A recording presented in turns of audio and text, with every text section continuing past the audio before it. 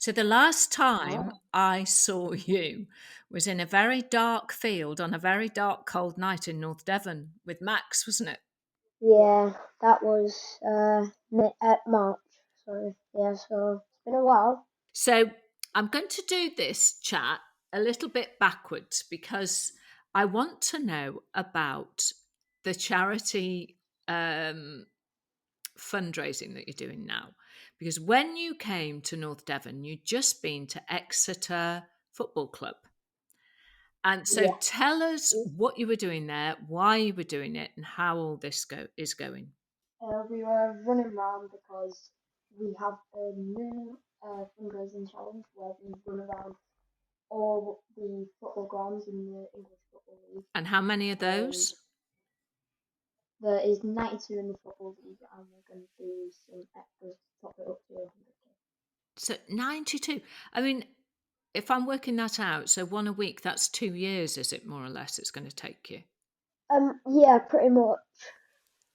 Yeah, so And what was the target amount of money that you were going to raise by doing this? for each club, for each hospital, we're trying to raise £1,000 because that's around how much slush pouches cost. For I think it's for a year. So it's £1,000, and we're hitting about £1,000 every club. Well, we just had a little Um, look on your Just Giving page, and I think it's £182,000 at the moment. yeah, I think we've raised about 20,000 so far in this new challenge, It's which is just, just it's just, crazy for it only is 7 months. amazing. And let's go back to the very beginning, shall we? So we're going back 2 years. Mhm. And that was when you, Hughie, because you two have been Yeah. best mates for like years and years and years, haven't you? At your grand old Yeah. age now.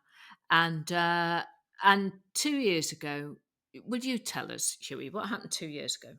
So 2 years ago this September, I was diagnosed with acute lymphoblastic leukemia. And I, well, obviously, I was really upset. I was in hospital for about 6 weeks for that first period. And I came home in around middle of October, and Freddie Freddie said to me, "I want to do this new challenge." And You're in Royal Manchester Children's Hospital. yeah, yeah, And with all the chemo and everything, you found that your mouth was dry. I've been quite lucky because I've not really had the side effect that many times. I've only had it a couple of times, but I've seen the agony that some children have been in when they've had this side effect, and I just wanted to do something so I didn't have to see it again because it isn't nice. So, Freddie, this is where you came in because obviously Hughie wasn't well enough at that time to initially do all of the challenge, were you, Hughie? So, what was it Yeah. that you did, Freddie? So I would run park runs quite often, so that gave me the idea of the fundraising challenge. So the junior park run's 2 kilometres, and it was around about 50 days until Christmas. So I thought 100 kilometres would be an amazing challenge. I was only hoping to raise £1,000, so I ran 2 kilometres a day for 50 days, and my final run was on Christmas Day morning. So, you set off doing your 2K a day, and then right at the end, Hughie, because obviously you were very poorly and you've been in hospital for all Mhm. of those weeks and still poorly. So, tell me what happened on that last day of the 50. Yeah, so it was Christmas morning. It was 7:30, -5 degrees. Freddie's still wearing his shorts. Right, this is a true story. Freddie, every day in primary school, he's not once worn long trousers. No way! And now he's finishing year 6. You had a bet with your uncle, didn't you? Yeah. And well, he's gonna have to pay out. So yeah, it was freezing cold. Freddie's still in his shorts, and I managed to do the last probably 5-10 meters with him on his Oh, challenge. And there was people there, obviously socially distanced because it was still COVID times, yeah. But all our family was there, and it was really nice. oh. That was absolutely wonderful. And that's obviously when you came to our attention on the Pride of Britain Awards and the Pride of Manchester Awards. You won the Hmm. Pride of Manchester, didn't you? And then came through to our final. So um, Hmm. before we talk about your treatment and everything that's happened since, just let's talk about the night. No, before the night, because what we often do is we find out, very sneaky on the Pride of Britain team. We find out who your favourite pop stars are, or who you really like on the telly. And of course, you don't know anything that's going on. You don't know No. you've won a Pride of Britain or Pride of Manchester or anything award. So, how did you find out? So we went to Media City and went to the I'm a Celebrity Challenge. Yeah. We thought we were just doing some filming for the hospital. Yeah, we were told that we were just doing filming for the hospital, and towards the end there was a cardboard cutout of Anton Deck. And there was the throne, and Yeah, we were that sat was on the set up. throne for pictures. And the cardboard cutout had fallen over. You thought that I it thought it blown had just over, blown over and we'd have to start again. So I was like, oh. and then Anton Deck appeared, the real one, The real not the Anton cardboard Deck, not the cutout. cardboard cutout. And on a scale of 1 to 10, how much of a shock was that? About an 11. Yeah, I'd say I'm gonna go for 12. Because we call you to our young Anton Deck, little Anton Deck. You do know that, don't you? People have come up to us and said, "I think you're gonna be the next Anton Deck, you two." Yeah, And we're like, "Okay, well, I, th- we'll see." I think you Well, are. thanks, but we'll see what the future holds. You never know, do you?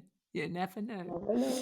So, Anton Deck gave you the golden envelope and you knew that you'd won. Mm-hmm. So, Yeah. then tell us about, because I think people like to know, all the ins and outs and the back to fronts of what happens behind the scenes on the Pride of Mm-hmm. Britain. So, what sneaky thing did we do then? Well, you set up KSI on us. I know. We did. So you love singing Sneaky side of them. Holiday, Yeah. KSI. And KSI, which I don't know if you know this bit actually, has been a judge on the Pride of Britain. So it was his first time. So Mm-hmm. in the August time, a couple of months before the awards, we all sit down. There's about 20 people, all sit around a very, very big table and, have a look at this and that and decide. It's very difficult, to be perfectly honest, to decide who's won all the Pride of Britain awards. And KSI was there for the first time. So that was when he learned about you two, you see. So that was when all of this idea about surprising you again on stage came about. So Ben Shepherd and Susanna said, "Oh, and our young fundraisers, la la la," and on you came. So we came up onto the stage, did a little interview with Ben and Susanna, didn't we? And I was practicing Holiday at home for weeks before, Yeah. and because I knew about the singing Holiday, I didn't know about the KSI bit. But so they told me to sing Holiday, and I was just singing it, just singing, being away, looking for sun rays. And then I look behind me, because you know when you feel like someone's behind you, Yeah, you looking can at you. feel it. You can feel it, can't you? Yeah. So I looked around and I saw this bright blue jacket. And then I turned back around and I thought, looked around again, there's KSI. And I was like, that's what that blue jacket is. So, yeah. I mean, at school, people come up to me and say, "Oh, you're the person off TikTok who got surprised by case." I'm like, "Yeah, that's me."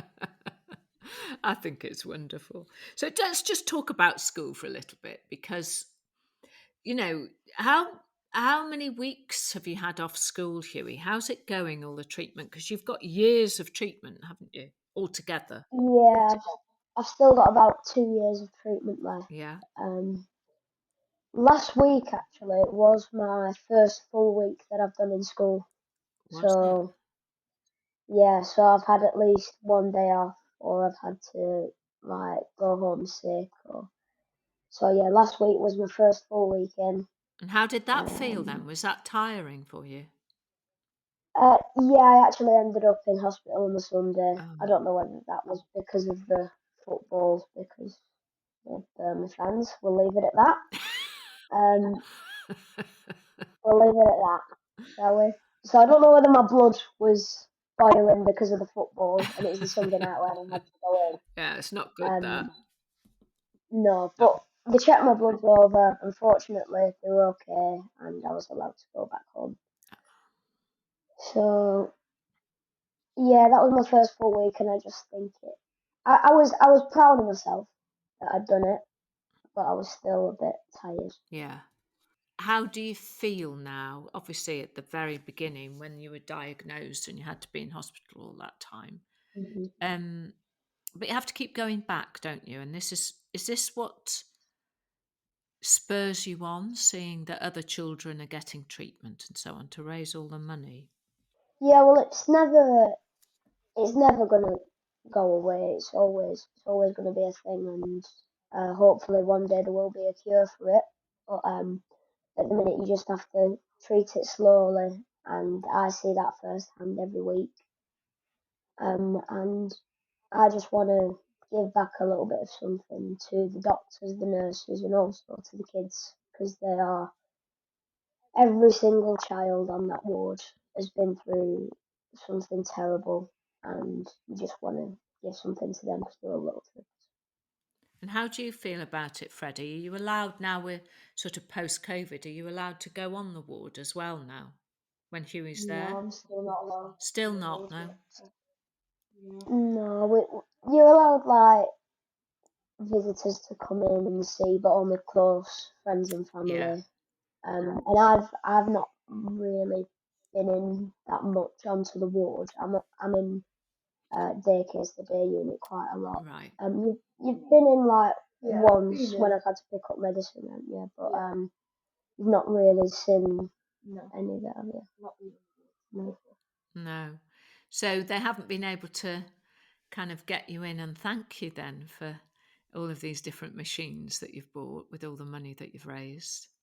We spoke to one of the doctors on a Zoom call once. Yeah, Um, but I've seen a couple when it came in. yeah, Put some medicine up. yeah, Going back to the original 100 kilometres that you ran over the 50 days. And that raised, if my numbers are right, by all means put me right on this, £220,000. Is that yeah. It's right? around about that. What does it feel like, Freddie, to have been able to help that much? Yeah, it's just really cool to see like all the difference that has been made already. Um, like all the children have obviously enjoyed the slushies because we would have enjoyed slushies. Yeah, and we obviously couldn't spend all that money on slushies. Um, so we spent a bit of money on a blood machine, which is really important. What it does it heats up blood really quickly for blood transfusions, because if you've ever had a blood transfusion, it has to go in really cold and it has to go in for 5 hours. I've had about seven, I think. So yeah, it's a fairly long time. You're going to be pleased with my maths, Carol. It's about 28 hours that I've had a blood test. I've Wow. had seven. Wow. Um, so yeah, 28 hours of blood transfusions, not blood tests, sorry. Um, So yeah, this machine heats it up really quickly, so you can infuse it fast.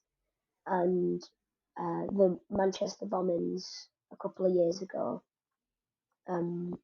people lost their lives because blood transfusions were slowly infused, and Right. you could infuse it quickly, but then you're risking hypothermia, and it all Right. leads to another thing. And this machine could have helped save lives that night, By so we heating just the blood up before it goes in. are heating the blood up before it goes Oh, in. Yeah. wow. So we bought one of them for A&E, and we just thought it could save lives. And I've actually been told it has been used quite a few times, Ah. which I was really happy to hear. And yeah, it might only be used a couple of times, but those couple of times could save someone's life. Oh, That's what's how important. wonderful. Because people who need that, obviously, they're only going to use it in critical circumstances, aren't they? Yeah. Yeah. And that's you with your shorts on, showing your legs, Freddie, doing all that. He's hardy. I tell you what, it's not warm at Christmas time, is it, up in Burnley? No, no, it's freezing It's here. freezing. Freezing. Freezing. Now, you two, we've talking about your shorts, and you, Dapper Hughie, you are known for your amazing outfits. So, where does this sense of style come from? Is it your dad, Hughie? My dad has no dresses whatsoever. My brother dresses my dad. Does he? Yeah. Well, my brother works in a clothes shop. Yeah. And he gets all of his things from there. This jacket's from there. I love it. If anyone, it's Freddie. Freddie's like giving me the overshirt vibes, and I like it. Yeah. Freddie's probably giving me my dress sense.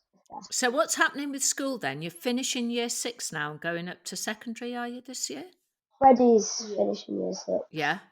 and I started secondary in September. Yeah. Yeah, Freddie's moving up to my school, but we went to different primaries. Are you excited about that? Yeah, I'm excited for Freddie to come because everybody knows him. Everybody knows him. They So will now. when we're there together, everyone's gonna be like, "Oh my God, it's you and Freddie." I think they will. It's gonna be good. You know the problem Yeah, with that though, Freddie, you know what I'm going to say, don't you? Going up to the big school, no shorts. Well, listen, you two, thank you very much for chatting to us.